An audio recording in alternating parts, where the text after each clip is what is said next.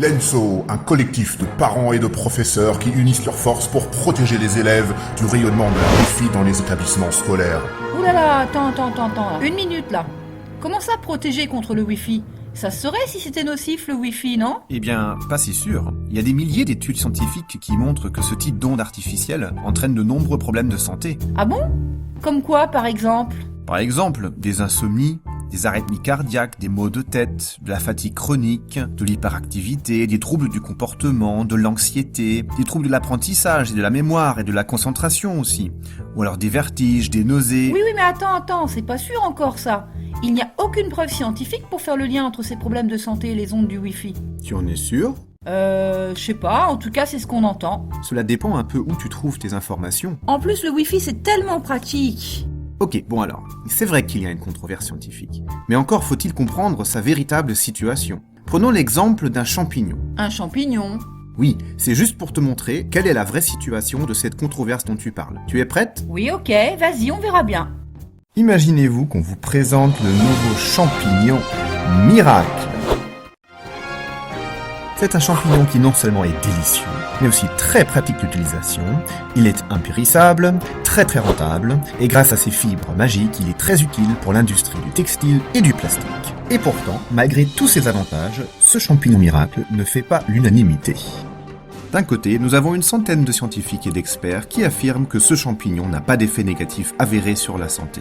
Les experts des autorités sanitaires font confiance à ces études et rédigent des rapports d'expertise plutôt rassurants. Ainsi, on les entend dire « Nombreuses études disponibles ne permettent pas de mettre en évidence d'effets sanitaires avérés. » tout en précisant que Toutefois, certaines publications évoquent la possible augmentation de risque de développement de tumeurs cérébrales pour les gros utilisateurs. mais à part ça, tout va bien. De l'autre côté, il y a également 100 scientifiques dont les études ont bel et bien montré des effets néfastes sur la santé.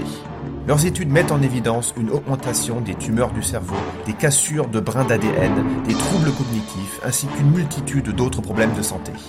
Les experts des agences sanitaires ne font pas confiance à ces études et négligent les multiples voix qui s'élèvent contre ce champignon. Entre-temps et dans l'indifférence générale, une proportion de la population en constante augmentation devient allergique au point de ne même plus pouvoir se tenir dans une même pièce avec ce champignon. En effet, depuis une dizaine d'années, de plus en plus de médecins se constituent en collectif pour alerter les autorités sur les liens constatés entre les symptômes de leurs patients et l'utilisation du champignon. Que ce soit en France ou ailleurs dans le monde, ces collectifs sont de plus en plus nombreux. Leurs messages se font de plus en plus pressants et pointent du doigt un scandale sanitaire à échelle planétaire. Se joignent aux médecins des collectifs de centaines de scientifiques qui eux aussi lancent des appels à l'ONU et à l'OMS pour mettre en garde contre les dangers de ce champignon qui selon eux ne souffre plus aucun doute. Pour couronner le tout, les réassurances du monde entier se rétractent et ne couvrent plus aucun risque lié à l'industrie de ce champignon. Et maintenant, l'éducation nationale décide d'inscrire ce champignon au menu quotidien de la cantine scolaire.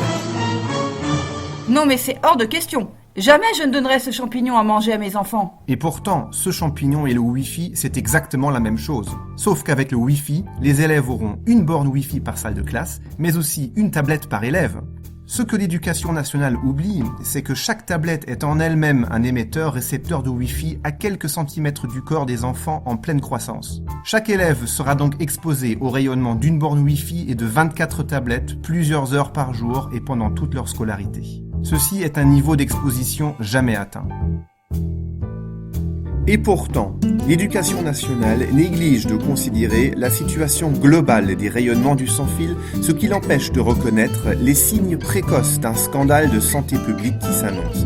Ainsi, elle court après le Wi-Fi sans prendre en considération la santé à court et moyen terme de nos enfants.